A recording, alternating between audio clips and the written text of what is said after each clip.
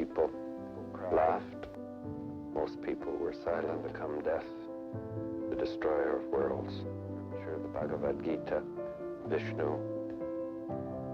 I am become the death, destroyer of the world. आखिर ऐसा क्या हुआ कि ओपेनहाइमर के मुंह से गीता के ये श्लोक निकल पड़े?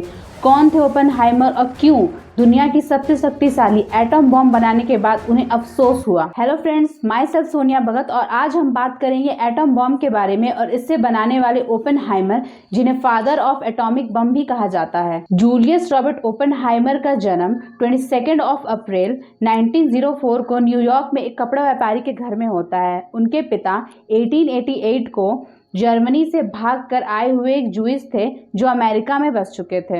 हाइमर को बचपन से ही फिजिक्स में काफ़ी इंटरेस्ट था। महज 10 साल की उम्र में ही इन्होंने फिजिक्स और केमिस्ट्री में हाई लेवल की एजुकेशन पा ली थी। मिनरलोजी और केमिकल रिएक्शन में इन्हें काफ़ी इंटरेस्ट आता था, जिसके चलते इन्हें 12 साल की उम्र में ही अमेरिका द्वारा मिनरलोजी क्लब का मेंबर बना दिया जाता है। हार्वर्ड से इन्होंने अपने हाई लेवल एजुकेशन को 4 साल की जगह 3 साल में ही पूरा कर लिया। इसके बाद इन्होंने फिजिक्स में अपनी मास्टर डिग्री कंप्लीट की और महज 23 साल की उम्र में ही अपनी पीएचडी भी कंप्लीट कर ली। लेकिन इनका सबसे ज्यादा इंटरेस्ट क्वांटम फिजिक्स में था। यह अपना ज्यादा से ज्यादा समय रिसर्च में बिताते थे। बाहरी दुनिया की इन्हें ज्यादा खबर नहीं रहती थी, ना ही इनके ज्यादा दोस्त थे और ना ही ये किसी से ज्यादा घुलना मिलना पसंद करते थे, जिससे लोगों को लगता था कि हाइमर डिप्रेशन के शिकार हैं। 1933 में जर्मनी में हिटलर का शासन आता है, जो कि नाजी पार्टी से बिलोंग करता था। ये एक तानाशाह होता है और जूइस लोगों को पसंद नहीं करता। इसे लगता है कि जर्मनी के ये जो हालात हैं उनकी वजह जूइस लोग ही है। ये उन पर काफी अत्याचार करता है, जिसके चलते जूइस लोग वहां से पलायन कर दूसरे देशों में जाने के लिए मजबूर हो जाते हैं। जर्मनी के साथ साथ यूएसएसआर और इटली में भी जूइसों पर काफी अत्याचार किया जाता है, जिसके चलते वहां की जनता को छोड़कर दूसरे देश भागने लगते हैं। इनमें कई बड़े वैज्ञानिक का नाम शामिल है। जब हाइमर को हिटलर द्वारा जूइस पीपल पर किए गए अत्याचार के बारे में पता चलता है तो उनका कुछ इंटरेस्ट पॉलिटिक्स की तरफ बढ़ने लगता है। 1938 में ऑटो हॉर्न ने यूरेनियम पर न्यूट्रॉन से बमबारी की, जिससे काफी मात्रा में ऊर्जा निकली और वो न्यूक्लियर फ्यूजन में सक्सेस हो जाते हैं और इससे एटम बम बनाना और भी आसान हो जाता है। 1 सितंबर 1939 में जर्मनी से सेकेंड वर्ल्ड वॉर की शुरुआत होती है।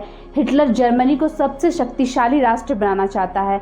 वो अपने आसपास के कई यूरोपीय देशों पर कब्जा कर लेता है, पर वह चाहता था कि वो ऐसी कोई शक्तिशाली बम बनाए जिससे वह दुनिया पे राज करे। अब वह एटम बम बनाने के बारे में सोचता है और जर्मनी के बर्लिन में इसे बनाने के काम शुरू करने का आदेश भी देता है।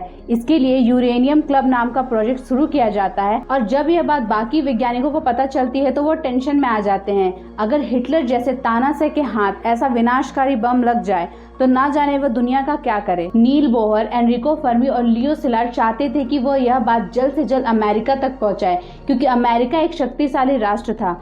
पर यह वैज्ञानिक अभी काफी छोटे थे, इनकी बातों को अमेरिका अनसुना कर देता। इसीलिए वो उस समय के बड़े वैज्ञानिक आइंस्टाइन के पास जाते हैं और अपनी बात कहते हैं। इसके बाद आइंस्टाइन अमेरिका के प्रेसिडेंट रूजवेल्ट को एक लेटर लिखते हैं और सारी बात बताते हैं। पहले तो अमेरिका इस बात पर ध्यान नहीं देता, पर जर्मनी और जापान के बढ़ते हुए शक्ति को देख एटम बम बनाने का निर्णय लेता है। उधर ब्रिटेन और पोलैंड देश भी एटम बम बनाने के लिए ट्यूब एलॉय नाम का प्रोजेक्ट लॉन्च कर देते हैं। एटम बम बनाने के लिए सबसे जरूरी एलिमेंट होता है यूरेनियम, जो उस समय काफी कम मात्रा में प्रकृति में पाया जाता था। उसे खोज पाना काफी मुश्किल था, जो वैज्ञानिकों के लिए एक बड़ी चुनौती बन जाती है। इसी के खोज में उनके हाथ एक नया एलिमेंट मिलता है जिसे प्लूटोनियम कहते हैं और इसका इस्तेमाल भी एटम बम में किया जा सकता था। पर इन सारे रिसर्च में अमेरिका का काफी पैसा खर्च हो रहा था, तो वह चाहता है कि उसे एक कोई पार्टनर देश मिल जाए, जिसके लिए वह ब्रिटेन को सेलेक्ट करता है और वहां के प्राइम मिनिस्टर को 11 अक्टूबर 1941 को लेटर लिखता है, जिसके बाद ब्रिटेन प्राइम मिनिस्टर इसके लिए राजी हो जाते हैं और अब दोनों देश एक साथ मिलकर एटम बम पे काम करना शुरू करते हैं।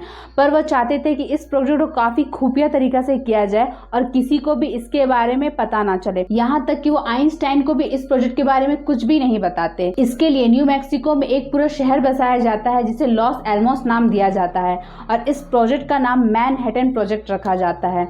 प्रेसिडेंट जानते थे कि बिना फैमिली के अगर ये वैज्ञानिक वहाँ काम करेंगे तो उनका काम में मन नहीं लगेगा, जिसके कारण इनकी फैमिली को भी उनके साथ वहीं बसाया जाता है। इस प्रोजेक्ट पे कई टेक्नीशियन, साइंटिस्ट और रिसर्चर एक साथ काम करते हैं।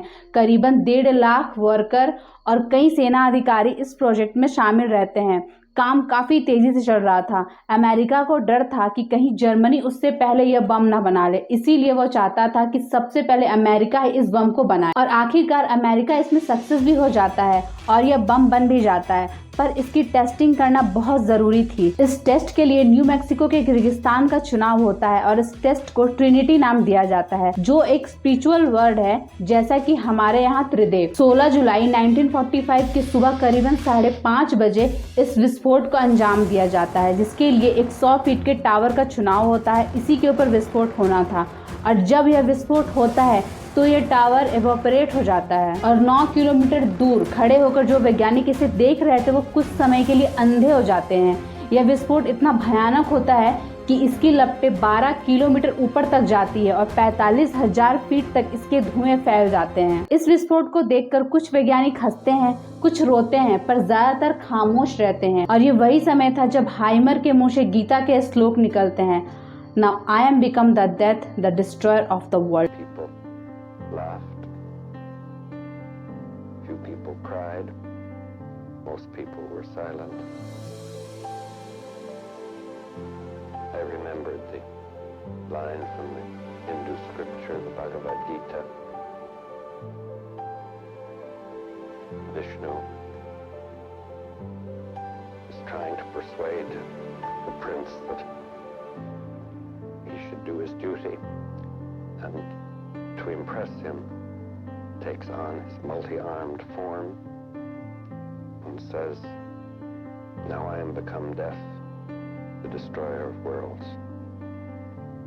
वो अफसोस करने लगते हैं कि आखिर ये कैसी विनाशकारी टेक्नोलॉजी मैंने मानव के हाथों में दे दी, ना जाने वो भविष्य में इसका कैसे इस्तेमाल करेगी। इन सब के बीच अप्रैल 1945 में अमेरिकी प्रेसिडेंट चल बसते हैं और उनके जगह वाइस प्रेसिडेंट हैरी ट्रूमैन को अमेरिका का नया प्रेसिडेंट बनाया जाता है। जापान वर्ल्ड वॉर में रुकने का नाम ही नहीं ले रहा था, इसीलिए अमेरिका उसे किसी भी तरह की टेक्नोलॉजी और ऑयल देने से मना कर देता है, जिससे बौखलाया जापान अमेरिका के सैन्य अड्डे पर्ल हार्बर पर हमला कर देता है और यही जापान की सबसे बड़ी गलती मानी जाती है, जिसके बाद अमेरिका ऑफिशियली वर्ल्ड वॉर 2 में कूद पड़ता है।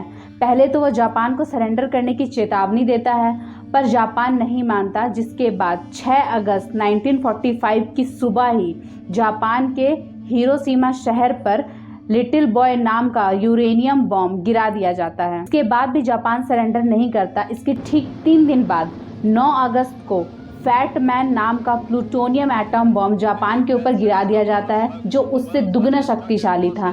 इन दोनों विस्फोट में लगभग 2.5 लाख लोगों की मौत हो जाती है और जैसा कि हम सब जानते हैं कि कई सालों तक जापान की कई नस्लें इसके रेडिएशन से प्रभावित होती हैं। यह सब देखकर हाइमर शॉक में चले जाते हैं। वह खुद को कोसने लगते हैं कि आखिर ये कैसी चीज उन्होंने मनुष्य के हाथों में दे दी। अब भविष्य का क्या होगा, कैसे ये दुनिया इसका उपयोग करेगी। 17 अगस्त 1945 को वो खुद वाशिंगटन जाते हैं और वॉर सेक्रेटरी से मिलकर न्यूक्लियर बम पर बैन लगाने की बात करते हैं, जिसके कुछ 2 महीने बाद उन्हें प्रेसिडेंट से मिलने का मौका मिलता है। प्रेसिडेंट से मिलते ही हाइमर कहते हैं, "I have blood on my hand", जिसे सुनते ही प्रेसिडेंट गुस्से में आ जाते हैं और उन्हें अपने ऑफिस से बाहर निकालने के लिए कहते हैं। इसके बाद हाइमर के ऊपर लेफ्ट विंग के साथ मिले होने का आरोप लगाकर उन्हें उनके सभी पदों से हटा दिया जाता है, यहाँ तक कि उनके रिसर्च का अधिकार भी उनसे छीन लिया जाता है। पर कई बड़े वैज्ञानिक और आइंस्टीन इसका विरोध करते हैं और उनके समर्थन में खड़े हो जाते हैं, पर इसका कोई फायदा नहीं होता। यह सब देखकर हाइमर शॉक में चले जाते हैं कि आखिर उन्होंने ये क्या बना दिया,